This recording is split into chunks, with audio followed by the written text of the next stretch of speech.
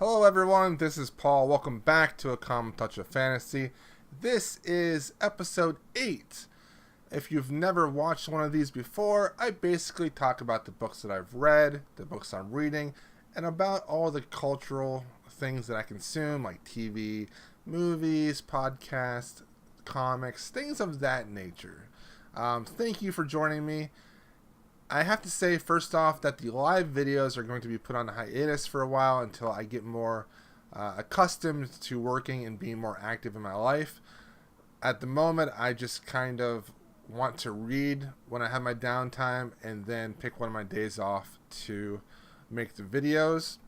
So for now on, for the near future, I probably won't have that great of a schedule. So I just wanted to let you guys know that so you know what to expect from me. If you've never watched one of my shows, half of the video is me talking about the books that I've read and what I'm going to read, and the other half is talking about cultural consumed. You don't have to watch both halves, but if you want to, that would be great. So let's get right to it and talk about the books that I finished last week. The first one was Dragon Haven by Robin Hobb. This is the second book in the Wylds Chronicles. And this is the 11th book? Yeah, the 11th book in the Realm of the Elderlings series by Robin Hobb. I do really think that you should read the previous books before you read this series, especially the Live Trader Live Tradership series. I think I said that wrong, but you know what I mean. Because a lot of the mystery and fun about the Live Ship Traders trilogy would be spoiled if you read these books. So definitely read the previous books before you read these. This second book was better than the first book. Once again, we're following all these dragons and their keepers as they go and find this fabled city called Kelsingra. Now, I can't really get too much into the plot because I don't really want to spoil a lot of what happened in the previous books, but that's basically what's going on. And that's not really spoiling much since the book is called Dragon Haven and it basically says that inside the cover. So we have a very large cast of characters. Most of them are rather young. And there's a lot of YA type romance going on. There's even an amazing sex education scene involving all the women on this expedition. And they're talking about the ramifications of having relations with the other keepers and the other men and what might happen and things like that because there's a pregnant woman on the board and stuff, and that was just an amazing scene. This book and the previous book, they really do have this YA feel to them, and that's not a bad thing. It's just very different than her previous books. And what I like about this is that this as a YA book is more of a progressive YA book, more of a cultural centered book because it's only like 5 years old, 6 years old, around there. Comparing her books now to the books back when she first started with like Assassin's Apprentice and Royal Assassin back in the mid-90s, you can tell that the way she views relationships, YA, young adult type material is way different now than what it was back then. And so it's just very interesting to see this progression of her ideas on different YA type of discussions. And I really enjoy that about this book. There's quite a few gay characters in this story. There's quite a few just a bunch of different diverse characters in the Wylds Chronicles. Once again, the strength of all these books are always going to be the characters. And what Hobb does is she uses the characters to then illuminate the world. So as the characters are learning about the world, so are you. It's 11 books in, and she is still just amazing me by the depth and the mystery that is involved in this world.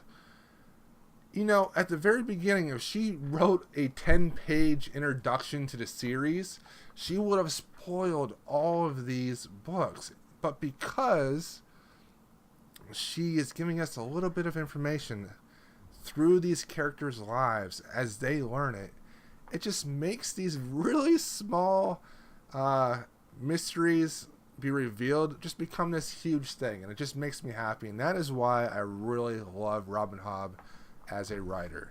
I loved this book. I give it a 4. Really good. I'm on the 3rd one right now, which I'll talk about here in a second. The other book I finished was my first book on my new Kindle, and I must say I did really enjoy reading on the Kindle, especially when I could not sleep at night and I woke up in the middle of the night, couldn't go back to sleep. The Kindle was a great way to read without like the blue light from my phone or something else. So I really enjoyed that about reading on my Kindle. This is The Memory Keeper's Daughter by Kim Edwards. This is the book club pick of the month at my library. I'm going to try to get back into that a little bit. This is a family drama, and it's all about secrets and keeping things from the people you love. And so there's this married couple. They're having a child. This one winter blizzard, they're having their kids. They rush to the hospital. The father is the doctor himself, and there's a nurse there to help. And she gives born to 2 babies, twins. Now, the daughter, the second baby, comes out, and he notices that she has the the markers of Down syndrome. And this is back in the mid-60s, and because of this doctor's life as a child with his sister who also had Down syndrome, he makes this decision to give his daughter away to the nurse to take to a home and to basically tell his wife that their daughter died during childbirth. Well, anyways, the nurse takes the baby and doesn't give it to the home. She ends up raising the baby herself. Now, this one secret has ramifications throughout the entire book as he hides this huge secret from his wife and his son. And over the decades, this secret tears their life apart. But we also see the daughter grow up with the nurse as a mom, and we see their life and the struggles they have with a Down syndrome child, and how their life compares to the life of the man and wife that think, or the wife that thinks the daughter is dead, and the husband that knows that she's alive somewhere. So it's a very focused family drama, and it's set between the 60s to like the late 80s, and it's a good read. The problem is with this book is that there are so many adjectives. There's so much description on the setting around the characters at times that it gets a little annoying. I don't really care about the flowers nearby, what kind of flowers they are, what kind of plant is nearby. I don't care. And so it dragged a little bit. Also, this is one of those stories where if you're like myself and you like to be upfront and honest about things and try to tell the truth to people that you love, this book will drive you insane, because the basics of this book, the whole plot revolves around the fact that they don't talk to each other properly, and it kind of drove me nuts. But it was a good book. I gave it a 3 stars. If you like contemporary family dramas, check this book out. I don't read a lot of general fiction. I'm trying to read a little bit more, but this was a decent read. Alright, so let's check out the counter of how many books on Off the Shelf I've read. So I'm up to 10 out of 100 read from my shelf. Woo! And 3 graphic trades from my shelf, which is really good. I'm doing good, But at the same time, I am up to 17 out of 17 books read this year so far. And so 7 of these things are not from my shelf. So I need to kind of get back to reading my shelf, maybe after next week or this week, because I am reading a lot of library books. Anyways, I'm doing all right. Okay, let's hype up a new release. The new release that I am going to hype up today is Kings of the Wyld by Nicholas Ames. This just came out yesterday from Orbit, and it's basically these old mercenaries getting back into the game. And everyone loves stories like this. I know I do. Glory never gets old. Clay Cooper and his band were once the best of the best, the meanest, dirtiest, most feared crew of mercenaries this side of the Heartweld.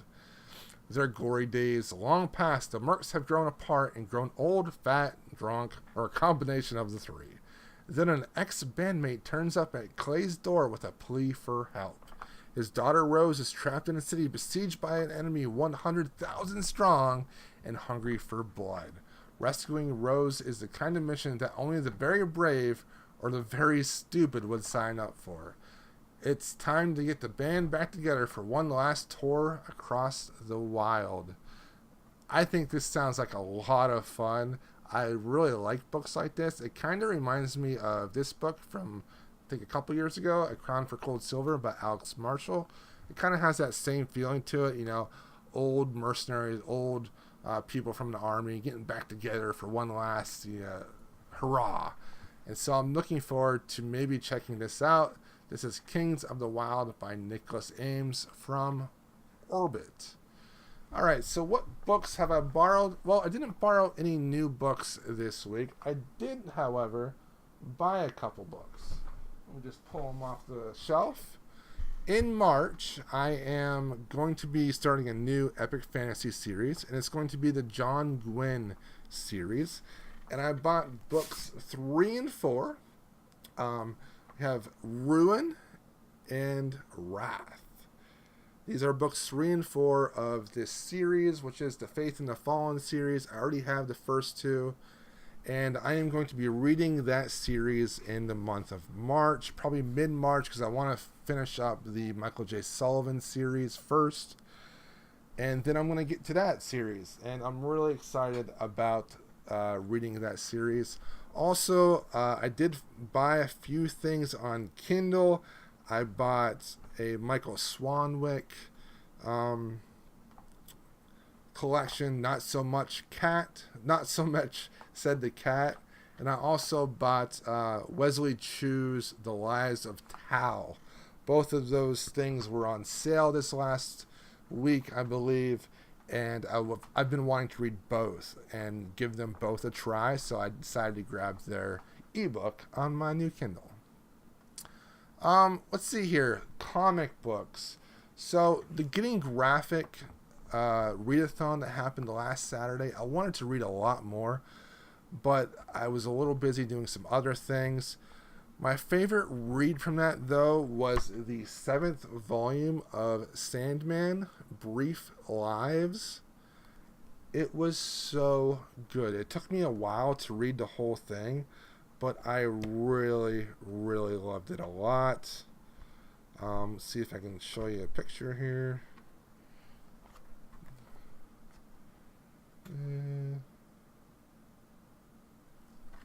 It was very good. It is basically about the family of the Endless that Dream is a part of. So there's like Dream, Destiny, Delirium, Destruction, Death, and a couple others as well. And they're just like a family of these Endless. And they're looking for their brother, Destruction. Delirium wants to find them, and Dream ends up helping them find Destruction. And I really enjoyed this volume. I just think that the whole mythos that Gaiman has created in these trades is just fantastic, and I really enjoyed it. The writing was just spectacular, and highly recommend it. If you haven't tried the Sandman, give them a try. All right, moving on to a movie I watched. So I was in the mood for, I get in the mood for this a little bit, some rom-com. So I watched Date Night. This is the French poster, though, that I'm showing here. Date Night. Let's see if I can make it a little bit bigger. There we go. It is a French movie. I watched it on Netflix. It was delightful. I loved it. What I liked about it was that it was corny, but it was so likably corny. So basically, this girl moves into a new apartment, and she's a piano player. And it ends up being that the person that lives next to her through the wall, there's no insulation at all through the wall, so they both can hear everything that's going on in each other's apartments. And they end up becoming friends through the wall, and they actually end up becoming girlfriend, boyfriend through the wall just by talking. They never see each other. They decide not to see each other. And it's just a very delightful, relaxing, fun rom-com that I think people would like. Date Night. I'm sorry, Blind Date. Did I say Date Night? I meant Blind Date. French. It's from 2015, and it's on Netflix. So I liked it. It was fun. It was good. Yeah. Okay, my favorite Booktube video from last week had to have been Elizabeth's announcements for the shortlist. I'm gonna play only a few seconds because it's so cool. You need to check it out. So she does a bunch of stop motion animation, and that in itself is impressive, but she does it for like 2 minutes, and that is amazing. She just does an amazing job of revealing the shortlist in a very, very creative way, and it's just really impressive. Elizabeth, this was amazing. I thought it was fantastic. Go check the rest of that video out. I'll put it in my description box below. Also in the description box below will be written reviews to the books that I read last week. Follow me on Goodreads, follow me on Twitter. All that information will be in the description box below or on the main channel. Thank you guys for watching. I will talk to you guys soon.